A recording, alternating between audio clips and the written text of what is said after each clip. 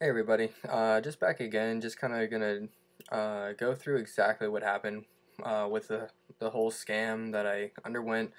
I wasn't really extremely clear in the other video. Upon the unboxing, I was really hoping that I would be getting both my knives back, and I did not, so that was kind of a surprise to me. I mean, I surprised, but no surprise.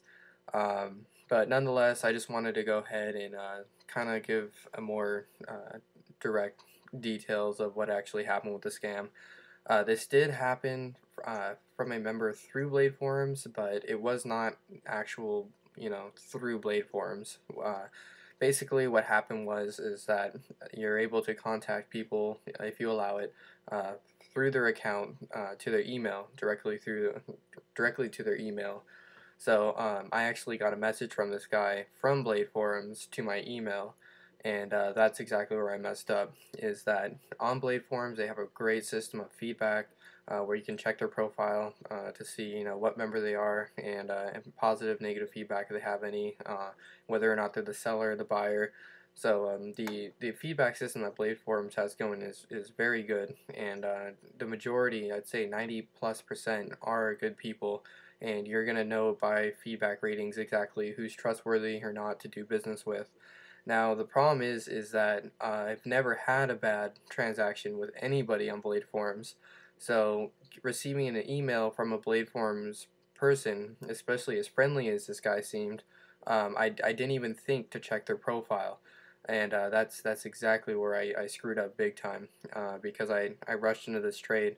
The initial trade consisted of my brand new in box Lum Chinese, the black blade, coated blade, and the green All Might handles, aluminum handles, and my paramilitary, my used black and on black paramilitary.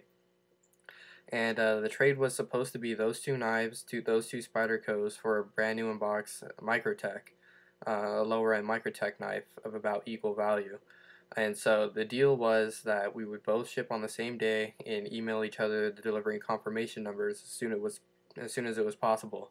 And so of course, being person of my word, I guess, exactly how I'd say it. Go to the post office, package them up all nice, U.S. priority shipping, delivery confirmation, insurance, and off they go. And I go ahead and email the confirmation number to the guy, and I never get an email back. So a day goes by, I email back, hey, I sent the numbers, where are mine? He claims that his girlfriend had shipped them and that he would have her email me later. 2 days go by, no email. I email him back. I'm like, hey buddy, your girlfriend never gave me the DC numbers. What's going on? And then I get an email saying, sorry Nathan, I've received your knives because of course a week already went by since I shipped them. And he says that I'm going to be shipping them back to you. So I'm like, what is that? We agreed to a trade. You never even sent out your knife, and now you're telling me you received my knives and you're going to be turning them around back to me because something came up. And I continued to question him, asking him, I'm like, so why is the trade off? What happened? And I want a delivery confirmation number for my knives when you turn them around. And this is where the inconsistent information started coming in, the inconsistent emails. He would only email back every other couple days. I would send long emails telling him that he's being inconsistent. He's not telling the full truth. He's not giving all the information. He's doing a roundabout with fallacies, and so eventually, the guy's like, my girlfriend shipped them out again, quote unquote. This woman shipped my knives out, and turns out that she didn't get a delivery confirmation number, and so I'm supposed to believe that this guy had shipped my knives back. And as I'm following Blade Forums, thanks to one of my good buddies, GunDude73 here on YouTube and Blade Forums, he kept me updated and actually pulled up a thread about this guy. And of course, that's when I checked the guy's profile, and it turns out that he's banned. So I could have easily prevented this from the beginning just by clicking on his Blade Forums profile, because as soon as I went back and checked his profile, sure enough, big fat capital letters underneath his username is the word banned.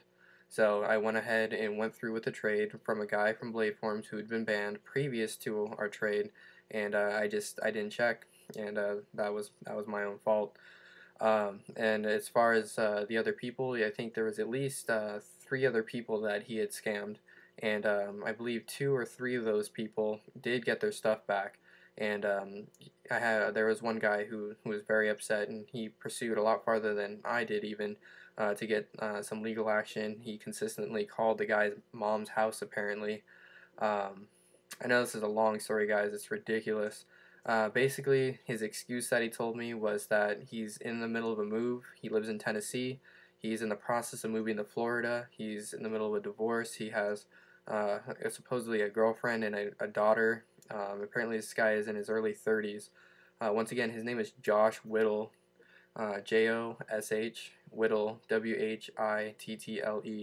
and he was using 2 emails with me. The first one is cswhittle@yahoo.com, and the C, I guess, is Carol, his supposed stepmom or something. And then I guess he also tried scamming people with another email by the name JimmySpy94 at yahoo.com. And he was going under the alias Jimmy James. But we had another Blade Forums member consistently calling this guy's mom or stepmom's house, and he was getting frustrated with that. The guy found him on Facebook, threw his name, Josh Whittle, and started sending him messages. And of course, the truth surfaced. And once he said, "Okay, I'll send you your knives back to this other guy," he says, "Have Nathan contact me so I can send him his stuff."